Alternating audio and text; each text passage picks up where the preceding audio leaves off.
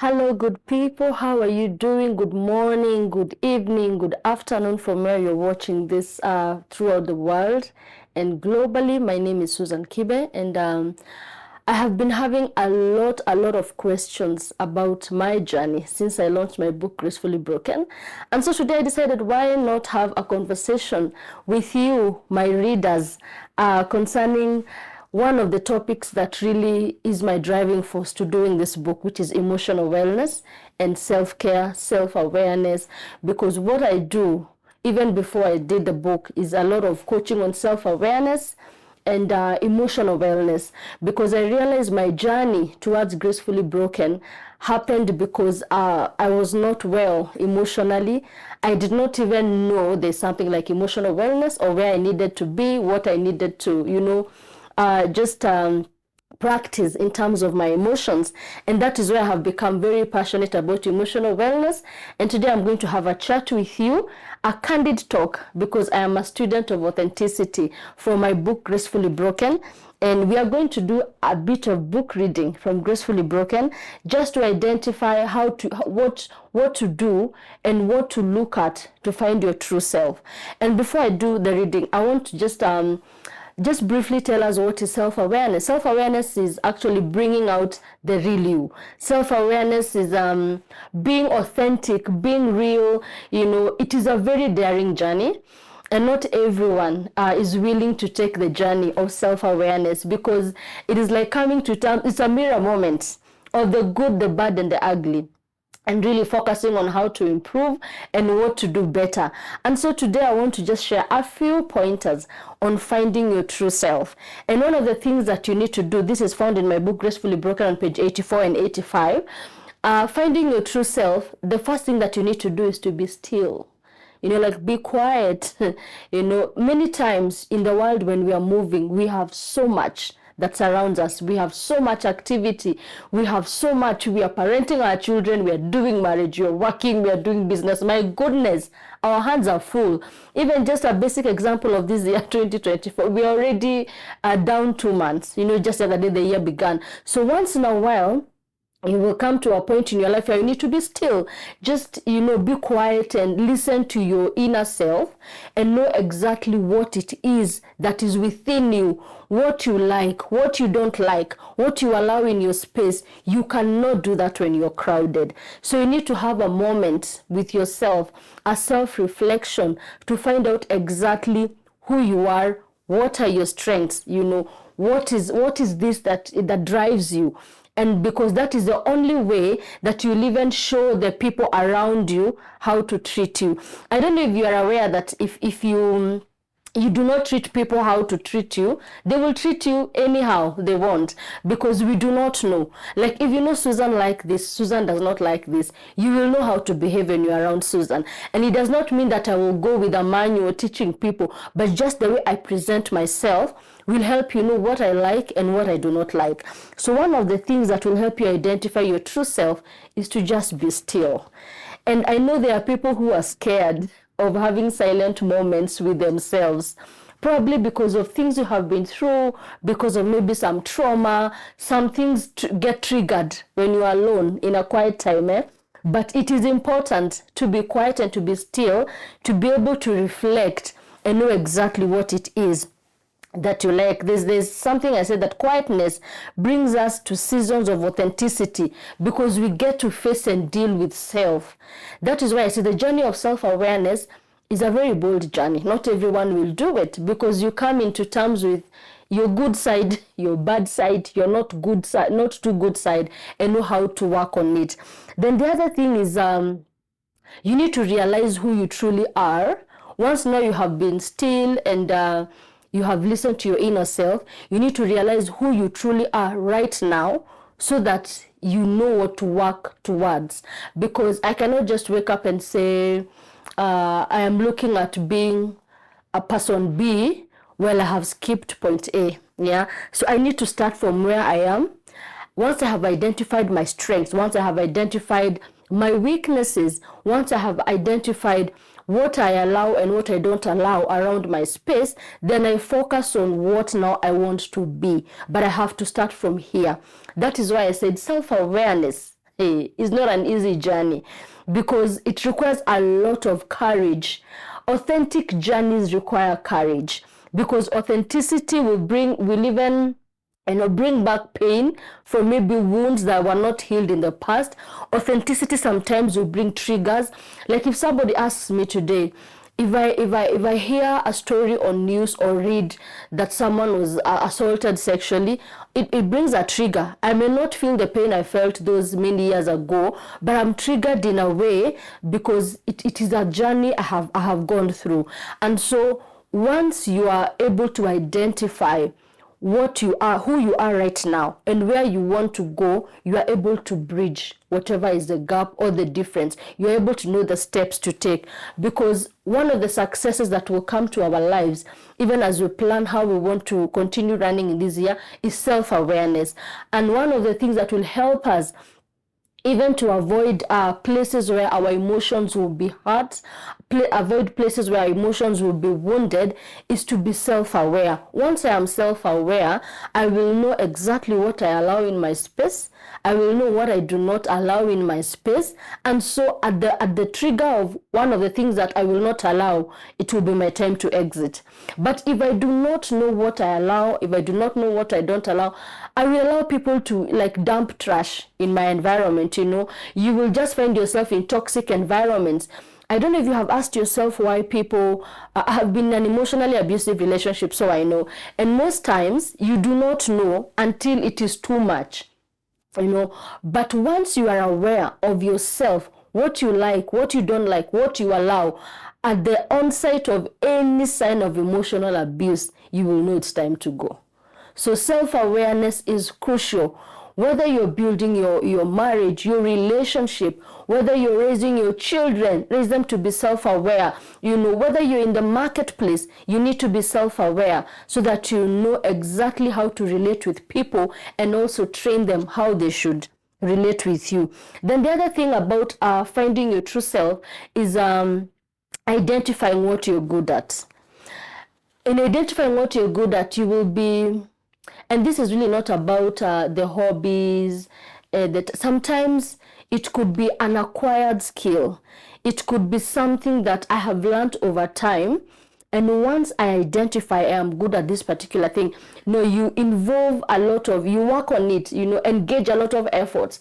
If you need to study, if you need to involve other people, like who are more skilled, if you need to go back to class, go back to school, whatever you need to do, improve what you are good at. And this will help you to bring out the authentic you. It will help you to bring out, the real you and add value even in the society. Because also if you do not know what you're good at, you will find yourself being in spaces where you're uncomfortable, being in places where you're tolerated, instead of being in places where you're celebrated. But once I know I am good at this particular thing, I will make sure I direct my energies toward that so that I can bring out the best. Sometimes we go through seasons of life and even what we are good at is drained. Even what we thought we knew, is like erased. But the only way to get back is to trace your steps back to where you began and exactly what you are good at. Once you identify, now work on it, improve, and keep moving so that you can be valuable. And every time you're giving your best, I can assure you for a fact, you even feel good about yourself. When you're on your A game, you feel good about it. But if you don't identify what you're good at, you will just be in a whole concoction of activities. You will get lost in a lot of activities where probably other people are enjoying what is happening, but you're just there feeling suffocated and choked. So find out what you're good at and then work towards it so that you can be valuable even to the people that are depending on you. The other thing is find out what you're passionate about. There's what you're good at and there's something you're passionate about. By passion, I mean you can, even when somebody wakes you up in the middle of the night, you will wake up and offer solutions without grumbling. Being something you're good at could be a skill. I could be skilled in probably drawing or music. So I will do music, without stress. because it's a skill I have learned and perfected. But something you're passionate about is something that, just gives you joy. Something that anytime you think about it, the energy levels are up there. Personally, I'm good at people business. You can call me in the middle of the night, even at 2 a.m. And if I'm able to give a solution, I will not even sound sleepy, because I'm passionate about it. I'm passionate about seeing somebody else improve, somebody else receive healing, somebody else receive encouragement in their lives. So find out what you're passionate about. And then once you know this is what I'm passionate about, you'll be able to give your all. You'll be able to add value. You'll be able to even feel good by helping people. So knowing what you're good at and what you're passionate about are two different things. Because you said what you're good at could be a skill. Probably I learned how to draw. I can sketch with my eyes closed because it's a skill, And then what you're passionate about is something that really drives you, like anything you can be called upon to do at any time, and you deliver your best. So find out what you're passionate about and do it. Another thing about finding your true self that is very scary is asking for feedback. I don't know what it feels like when you're told to probably ask 5 people who maybe know you. It could be family, it could be your close friends, your colleagues, your acquaintances. Like if probably I would maybe go and ask someone today, even Jesus asked people, who do people say I am?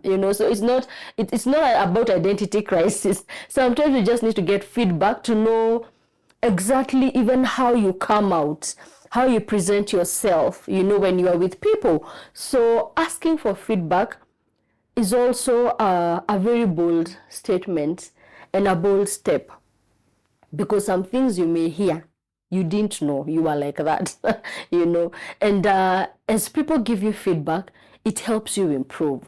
It helps you grow. It helps you know what to work on.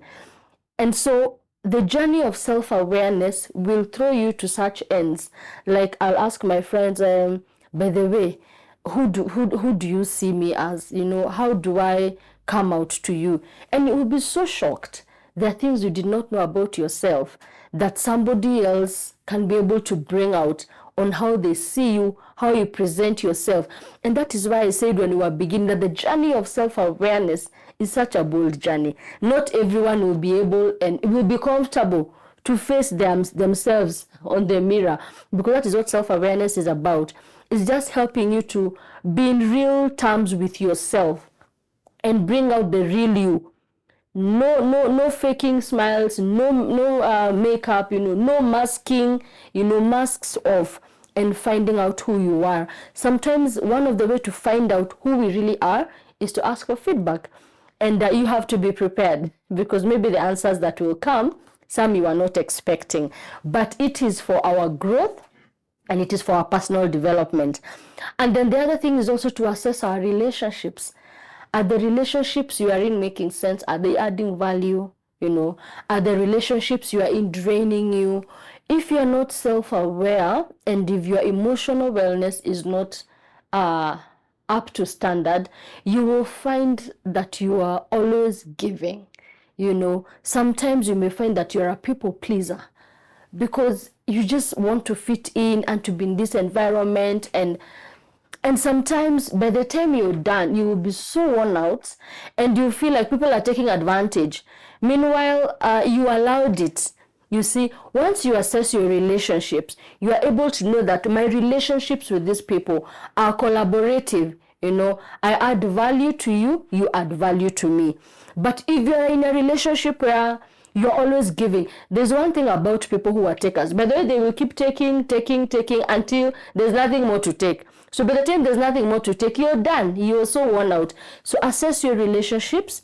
Know which ones are adding value, which ones are not adding value. One of my mentors led me into a very, what exercise would I call it? It was a very daring exercise at the beginning of this year as we were doing a vision board, and she told us to go to our phone book and check the contacts. Hey, my contacts was over 2,000. I don't know, 2,000 and something. And I sat and wondered, who are all these people, And probably for my line of duty, because I have been in the financial advisory space for some time, so probably you pick a lot of contacts from clients and all that. But I started and realized for where I want to be and where I want to grow into, as even as I grow older and even in my career, in my space, there are contacts that need to be deleted. So you have to assess your relationships to only allow what adds value, to only allow what even to you is fulfilling. Otherwise, you will end up feeling like people are taking advantage. Meanwhile, they don't know they are taking advantage because that is what you have allowed. So you need to assess your relationships and see what is important and what is not important, by the way, with no apologies. Feel free to shift delete, so that your emotional wellness can be built, so that your emotions can be healed, so that you're growing and you're adding value, even as the people around you are adding value to you. And so in the journey of self-awareness, we have to be able to take some of these very drastic steps that may seem harsh, like how do you just delete somebody's contact? But probably you have not spoken in the last 5 years, and probably those people not even relocated, change contact because you have not been in touch. But for a relationship to be healthy, I must know that for me to have you as my friend or as an acquaintance, I am adding value to you. Otherwise, if I'm not adding value to you and you're not adding value to me, I don't think we are making relationship sense. So feel free, even as this year is where I don't want to say the year is the beginning. It's already really gone. But as we take on the journey of self-awareness, assess your relationships, know the relationships to keep, know the relationships to to advance, the relationships to pull out of, because if something is draining you emotionally, if it is draining you psychologically, then at the end of it all, you will be left feeling like a shell, like you're wasted, like people used you. Meanwhile, they did not even know any better. And so I would want to urge us to do that simple exercise. It really helped me, and I know it will help you as well. Just go through your contacts, see where you are at, see where you were last year, the previous year, and then assess how far have you come. Is it making sense? Because one of the things in emotional wellness that is key is self-care and self-love. And one of the reasons why people do not practice self-love is because to them it feels selfish, and especially mothers have been guilty of that, feeling like I'll just give it for the children and for my family. I'm okay. I will pass on this one. There's a clip that was going around WhatsApp sometime about a woman who the family goes out for ice cream and she says, no, you guys have ice cream, enjoy. I'm okay. But deep down, she's not okay. Because at the end of it, she's left feeling like, you guys, nobody's concerned about me. Meaning, you're the ones who said they should, have and do you're okay. And it is the same with our relationships. It is the same with our journey of life. For you to be effective, for you to be productive, self-care, self-love is key. And it is one of the things that build up emotional wellness. For your emotions to be whole, you have to practice self-love unapologetically. Whatever you need to do, do it. Whatever you need to cut out from your space, please do, with no apologies. Whatever you need to, it's like sanitizing. We are coming from a time where we sanitize our hands all the time, and everywhere you go, there's sanitizers. Sanitize your environment as well. If something is not adding value, please, it's not supposed to be in your environment, because that is how your emotions will be affected. That is how you'll end up feeling drained. You'll end up feeling like nobody cares about you. Meanwhile, we think you are okay, because you told us you're fine. Nowadays you ask somebody, how are you? I'm fine. I'm fine is like responding to a greeting, even when you're not fine.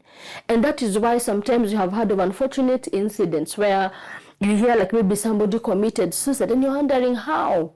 I was with this person last month. We were with them at a party and they were okay. They were smiling, and like enjoying the party as you are moving. So we have to be intentional.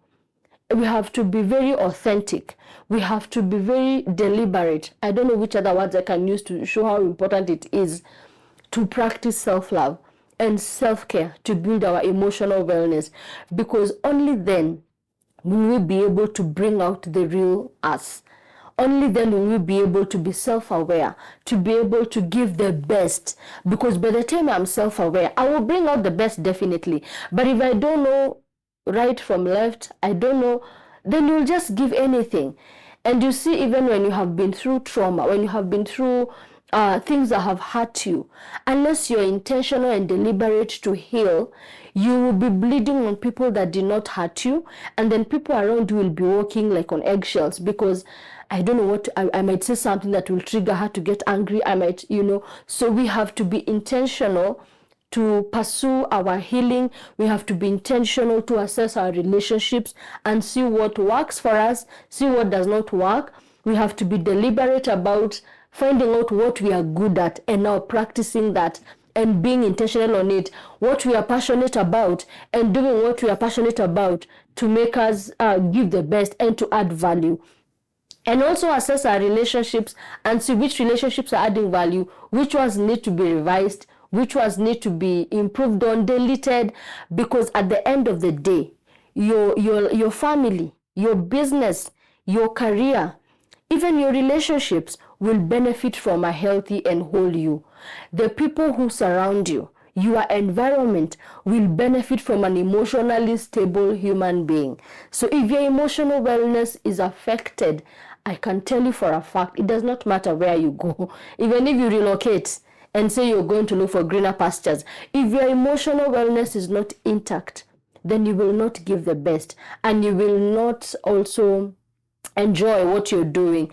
And so it is very important, it is very paramount to be able to identify anything in ourselves that is not working, anything that has been hurt, anything that needs to go, we shed it, so that even as people come to, cooperate, collaborate with us, work with us, where we live, with our neighbors, where we are, they will not be walking on eggshells, because they will know exactly who we are, they will know exactly what we are giving, they will know exactly what it is that we stand for. And so even how they behave around us will be exactly what we expect, because we don't have to work with a placard to show people how to treat us, but it is by how we express ourselves. And you can only express yourself to the best and to the knowledge of how you know yourself. So emotional wellness is key, and it will help you to practice self-awareness, to know who should be in my space, what do I allow, what don't I allow, and at the end of it, you'll be able to be fulfilled. Even in your relationships, will be fulfilling. As you do business, it will be fulfilling. In your career, it will be fulfilling, because it's coming from a place of joy, because you're doing things that you're passionate about. You're not in spaces where you're tolerated. You'll only find yourself in places where you're celebrated. By the way, be very keen in whatever you're doing. Make sure you're in a place where you're gifting, where your skill, where your personality is being celebrated, not tolerated. Because if you're being tolerated, it's just a matter of time, and then it will end up draining you, and you feel like everything, like the world is crashing, on you. And so I look forward to continue with this, on this journey with us, until we understand exactly what emotional wellness means for you and I, because it is a very individual journey. What emotional wellness is for me could be different from what it is for you, but the steps to it are uniform. You have to find your true self. You have to find what you're good at, find what you're passionate about, assess your relationships, know what needs to go and what needs to stay, ask for feedback, be candid enough to get feedback, so that you know what to improve on, what to work on, and what you need also to add. Because this journey, as you work every day, we have to be intentional to work on ourselves, to build our relationships, so that we can be the best and give the best. And so until next time, I hope you have gotten something on emotional wellness and how to be self-aware and the steps to take to find your true self. And as you continue with this journey, I'll be happy to engage with you some more even through our programs, so that I can help you know exactly what it means to say that you're working with an emotional wellness coach, and so that it will not just be cliche emotional wellness, emotional intelligence, but you'll really be working in it and living it. So until next time, I am grateful that we had this chat. I am grateful that we had a bit of book reading today on finding our true self, and I look forward to the next time we are together. God bless you. Have an amazing time.